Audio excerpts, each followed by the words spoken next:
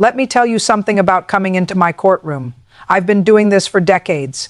I've seen every type of liar, every type of excuse, every type of sob story you can imagine. So when I walked into that courtroom and saw the plaintiff and the defendant sitting there, I already had a feeling that this wasn't going to be an ordinary case.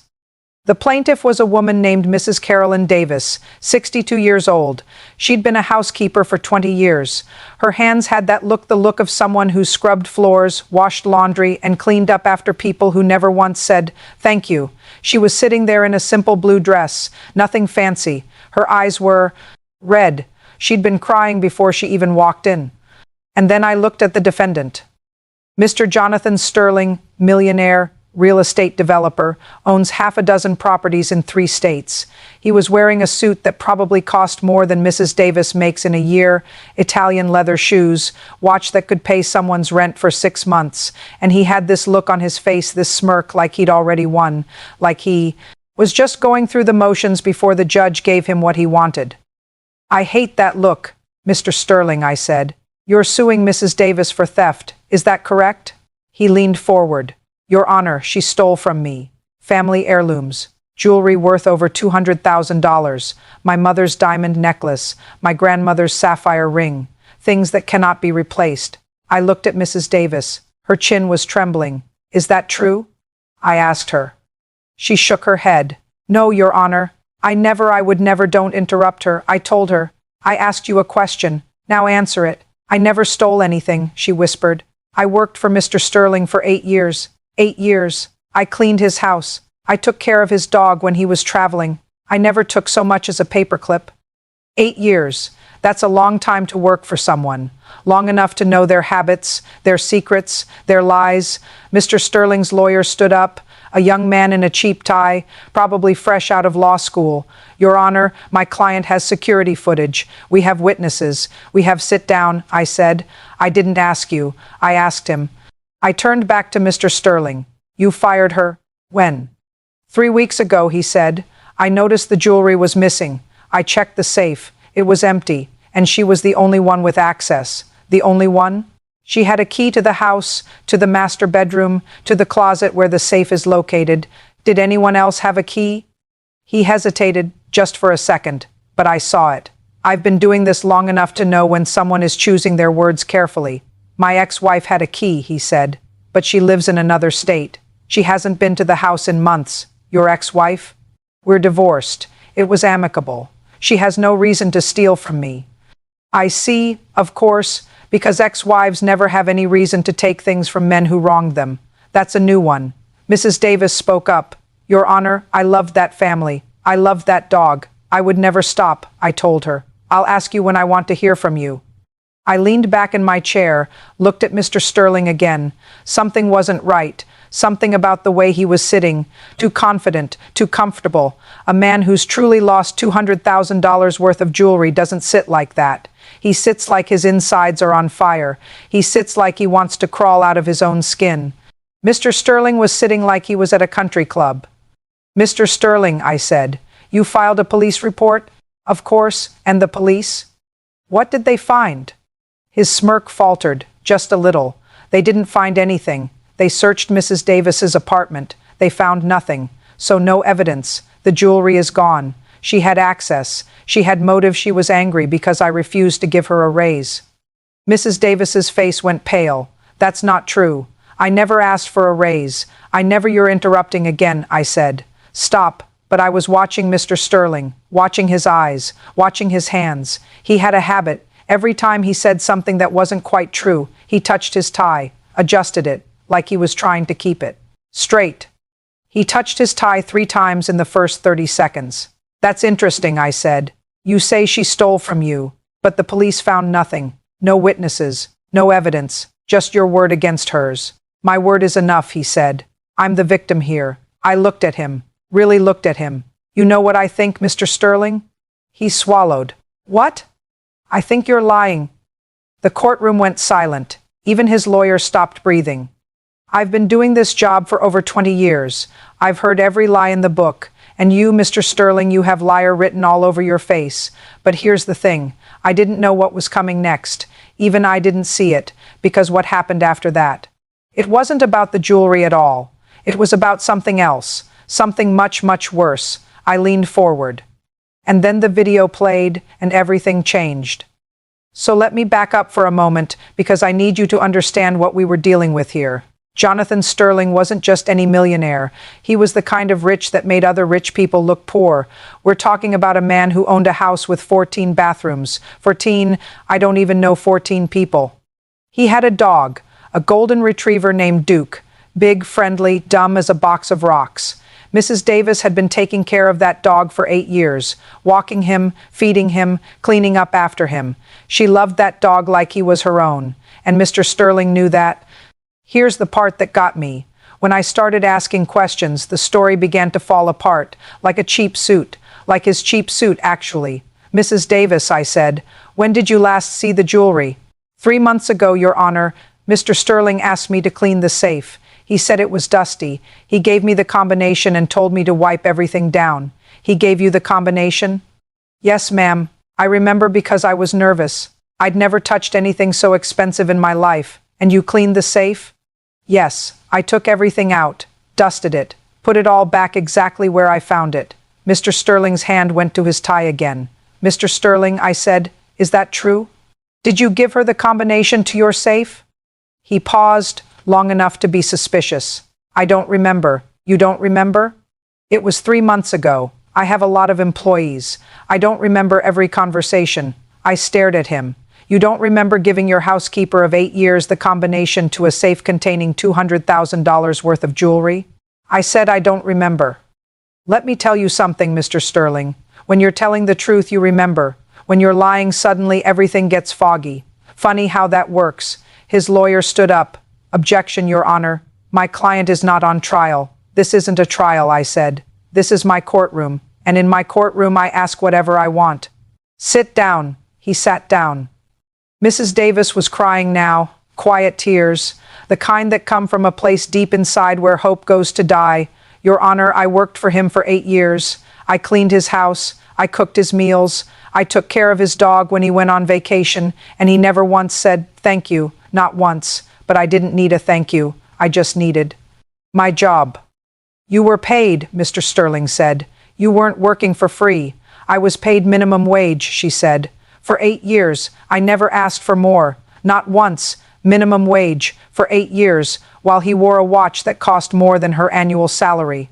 I felt my blood pressure rising, but I kept my face neutral. That's the trick. You can't let them see what you're thinking.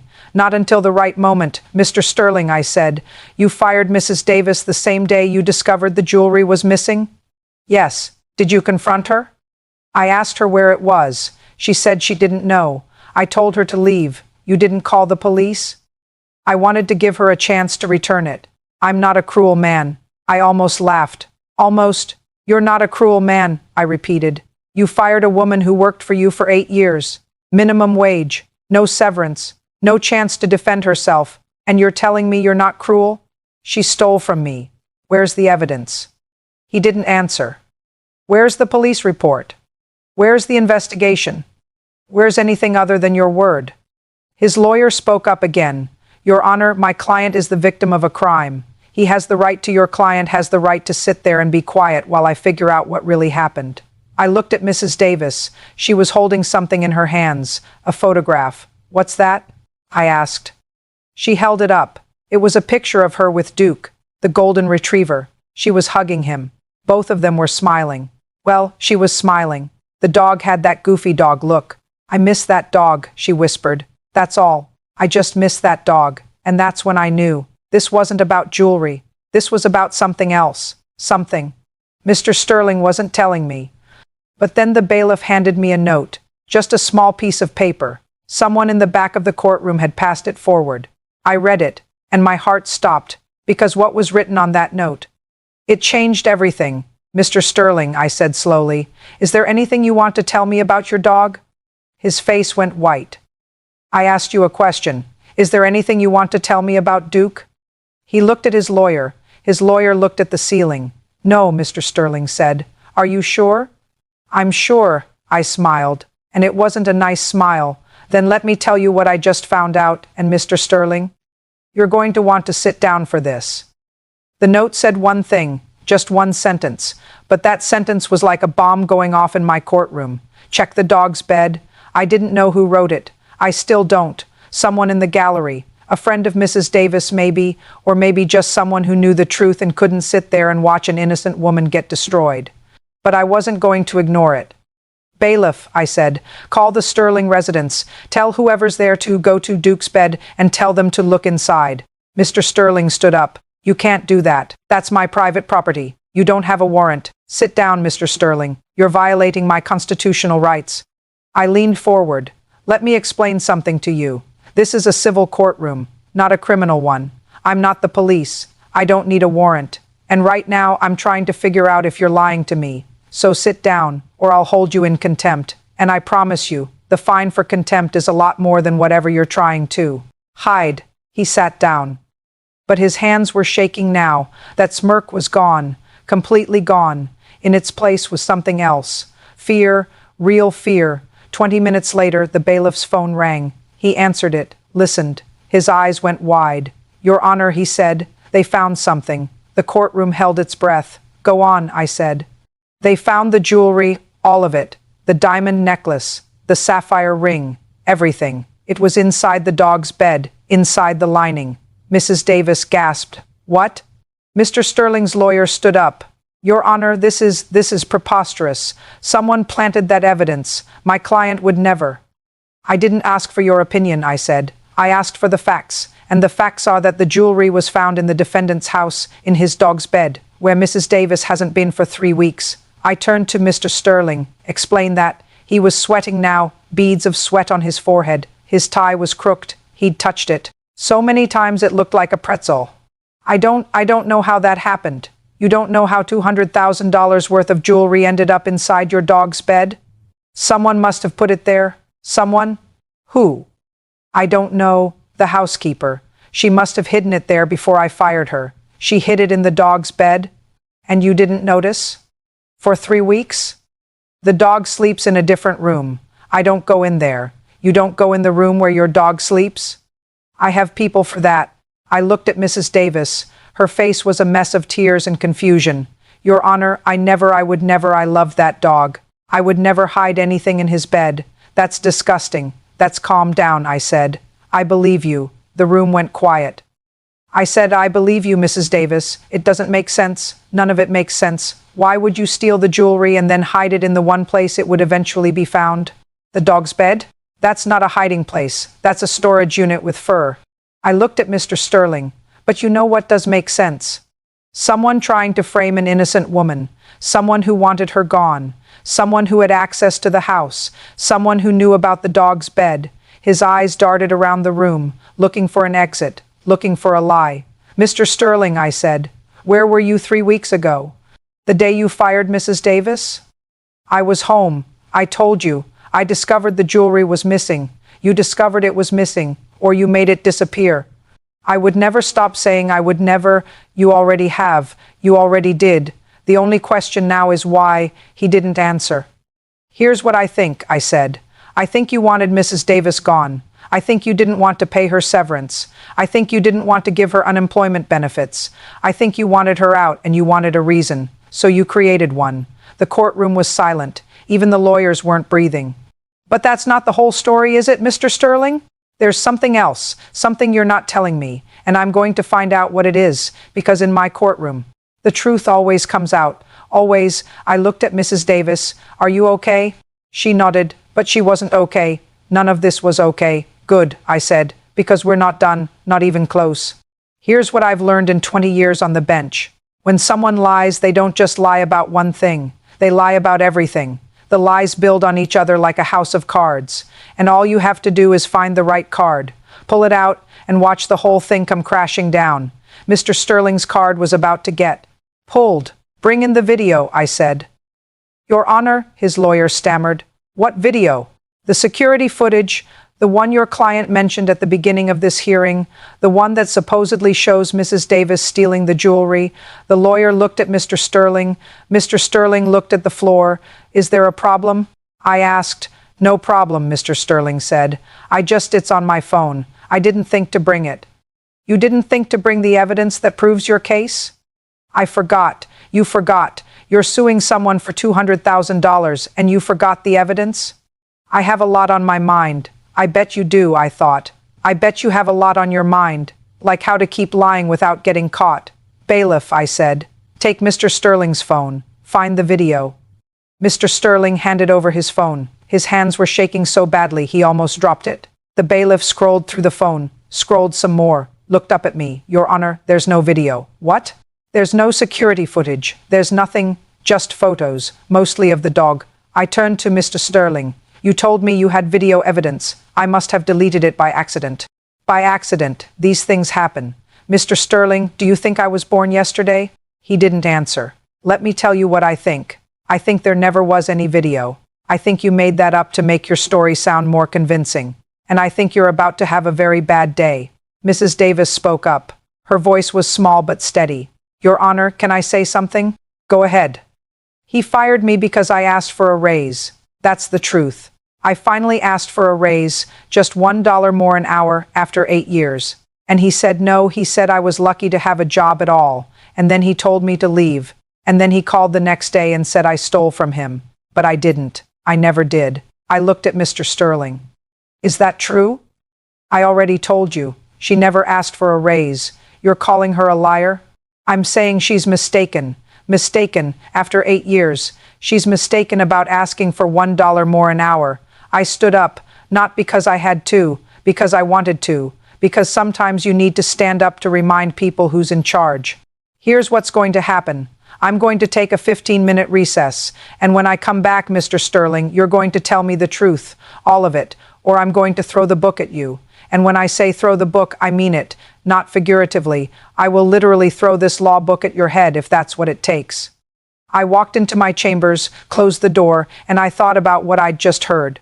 A woman works for 8 years, minimum wage, takes care of a man's house, takes care of his dog, never complains, finally asks for a raise, $1, and he fires her, and then he accuses her of theft. It didn't make sense. Not really. Rich people don't usually bother framing their housekeepers. They just fire them. They move on. They don't go to the trouble of hiding jewelry in dog beds and filing false police reports. So why? What was Mr. Sterling really hiding? I walked back into the courtroom, 15 minutes exactly. I'm punctual, always. Mr. Sterling, I said, last chance, tell me the truth. Why did you really fire Mrs. Davis? And don't say theft, because we both know that's a lie. He looked at his lawyer. His lawyer gave him a look that said, I can't help you now. And then Mr. Sterling did something unexpected. He started to cry. I've seen a lot of people cry in my courtroom. Some of them were telling the truth. Most of them weren't. But Mr. Sterling's tears surprised me because he didn't seem like the crying type. He seemed like the type who made other people cry. Your Honor, he said, his voice breaking, I didn't want to do this. I really didn't do. What? Lie? Accuse an innocent woman of theft? No, fire her. I didn't want to fire her, but I had no choice. Everyone leaned forward. Even the court reporter stopped typing for a second. No choice? I said, what do you mean, no choice? He wiped his eyes with the back of his hand. His expensive Italian suit looked wrinkled now. His hair was a mess. The millionaire had fallen apart. I'm losing everything, he said. The real estate market crashed. I made some bad investments. I'm about to lose the house. All of it. I'm broke. I have nothing left. The jewelry was already gone. I sold it months ago to pay my debts. The courtroom gasped. Mrs. Davis put her hand over her mouth. You sold it? I said. 6 months ago, I sold everything. The diamonds, the sapphires, all of it. I needed the money. But you told the court the jewelry was stolen. I know you filed a false police report. I know you accused an innocent woman of theft and had her arrested. I know, I'm sorry. Sorry. He was sorry. 8 years. Of minimum wage, a lifetime of loyalty, and he was sorry. Why? I asked, why go through all of this? Why frame her? He looked at Mrs. Davis, and for the first time I saw something like shame in his eyes. Because I needed insurance money, he said. I had the jewelry insured. If I reported it stolen, the insurance company would pay me. But I needed someone to blame, someone they would believe, and she was. She was convenient.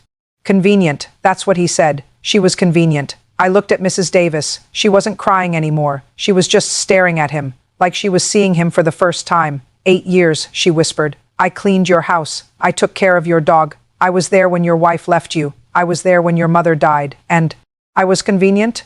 Mrs. Davis. Don't, she said. Don't say my name. The courtroom was silent. Even the air seemed to stop moving. I turned to Mr. Sterling. You know what the problem is? The insurance company, they're not going to pay you now because there was no theft. There was only fraud, your fraud, and now you're going to prison. His lawyer stood up. Your Honor, my client is prepared to. Your client is prepared to go to jail. That's what he's prepared to do. I looked at the clock. We had been here for hours, but I wasn't tired. I was angry. The kind of angry that comes from seeing someone treat another human being like garbage. Here's my half verdict, I said. Mr. Sterling, your case against Mrs. Davis is dismissed with prejudice. That means you can never bring it again. She owes you nothing. You owe her everything. But that's not the end. I turned to Mrs. Davis. You're going to sue him. Wrongful termination, defamation, emotional distress, and you're going to win because I'm going to make sure of it. Mrs. Davis nodded, but she didn't smile. She didn't have anything left to smile about. Court is adjourned, I said. For now. But as everyone started to stand up, I held up my hand. Wait, I said. I'm not done. Because there's one more thing. Something none of you know. Something I just figured out. They all sat back down. You see, I said, the jewelry wasn't just in the dog's bed. It was hidden there. Someone put it there recently, within the last 24 hours. And do you know how I know? No one answered. Because the police checked the dog's bed 3 weeks ago when they searched the house, and they found nothing, which means someone put it there after the search. Someone who wanted to make it look like Mrs. Davis was guilty. I looked at Mr. Sterling, someone like you. Mr. Sterling's face went white, whiter than it had been before. If that was possible, I didn't, he started. Yes, you did, I said. You hid the jewelry in the dog's bed last night, after the police had already searched. After you realized your story wasn't holding up, you thought if the jewelry was found in the house, it would prove that Mrs. Davis hid it there before she was fired. That's ridiculous, is it? Because I have a witness. The courtroom doors opened. A woman walked in, late 50s, gray hair, glasses. She looked nervous. Who are you? I asked. My name is Margaret Higgins, she said. I'm Mr. Sterling's neighbor. Do you know why you're here? Because I saw him last night, around midnight. He was carrying a bag. He went into the house through the back door. He was there for about 20 minutes, and when he came out, he didn't have the bag anymore. Mr. Sterling stood up. She's lying. She's always had a grudge against me. Sit down, I said. I didn't ask you. I looked at Mrs. Higgins. You're sure it was him? I saw his car. I saw his face. He wasn't trying to hide. I think he thought everyone was asleep. Thank you, Mrs. Higgins. You can go. She left, and the courtroom was silent again. Mr. Sterling, I said, you have two choices. You can admit what you did, or I can have you arrested right now. And I promise you, the police will find your fingerprints all over that jewelry because you handled it last night when you hid it in the dog's bed. He was shaking now. His whole body was shaking. I didn't mean for any of this to happen. But it did happen. You sold your mother's jewelry. You filed a false police report. You had an innocent woman arrested. You put her through hell. And for what? Insurance money? Money you wouldn't have needed if you hadn't made bad investments? He didn't answer. I'm going to give you a piece of advice, Mr. Sterling, and I want you to listen carefully because it's the only piece of advice you're going to get from me. He looked up. When you get out of prison, and you will go to prison, I want you to remember something. Money doesn't buy character. It doesn't buy integrity. It doesn't buy the respect of the people who clean your floors and take care of your dog. You had a woman who worked for you for 8 years, 8 years of loyalty, and you threw her away like she was nothing because you were convenient. I stood up. Mrs. Davis, I said, I'm sorry this happened to you. You deserve better, and you will get better because people like you, the ones who work hard and never complain, they always win in the end. Always. She smiled. A real smile this time. Thank you, Your Honor. Don't thank me yet, I said, because I'm not done with Mr. Sterling. I turned to the bailiff. Call the police. I want him charged with perjury and fraud and filing a false report and anything else we can think of, Your Honor. His lawyer shouted. Sit down, I said, or I'll add contempt to the list. The bailiff picked up the phone, and Mr. Sterling. He just sat there, defeated, broken, The millionaire who had everything and lost it all because he forgot one simple thing. The truth always comes out in my courtroom. It always comes out. Here's what happened after that. Mr. Sterling was arrested, right there in my courtroom. The police came, put him in handcuffs, and took him away. His lawyer tried to object. I told him to sit down and shut up. He sat down. He shut up. Mrs. Davis walked out of my courtroom a free woman, not just free, vindicated, because she hadn't stolen anything. She had only worked and worked and worked for 8 years for a man who didn't deserve her loyalty. But here's the twist, the thing none of you saw coming, not even me. Remember the dog, Duke, the golden retriever? After Mr. Sterling was arrested, he had no one to take care of him. His ex-wife didn't want him. His family didn't want him. The millionaire's dog had nowhere to go, so Mrs. Davis adopted him. That's right, the woman he tried to destroy? She took his dog. She went back to that house, picked up Duke, and took him home, because she loved him, because she had always loved him, and because she was a better person than Jonathan Sterling could ever hope to be. I heard about it a week later. The bailiff told me. He said Mrs. Davis sent a photo, her and Duke sitting on her couch, both of them smiling. That's justice, real justice, not the kind you get in a courtroom, the kind you get when good people refuse to become bitter, when they refuse to let the bad guys win, when they choose kindness over revenge. Mrs. Davis didn't sue him in the end. She would have won, she would have gotten millions, but she didn't. She said it wasn't worth it. She said she just wanted to move on. And that right there is the difference between someone with class and someone with money. Mr. Sterling had money. Mrs. Davis had class. And class always wins. So here's my final verdict: case dismissed. Mr. Sterling pays all court costs. Mrs. Davis owes nothing, and Mr. Sterling? He owes 8 years of minimum wage, but he'll pay that in prison where he belongs. Now let me leave you with this. If you take anything away from today's case, take this. Be careful who you trust, but more importantly, be careful who you betray, because the people you step on today, they might just be the ones holding the ladder tomorrow. And if you ever find yourself in my courtroom, tell the truth, because I will find out if you're lying. I always do. Subscribe to this channel for more courtroom stories. Hit that like button.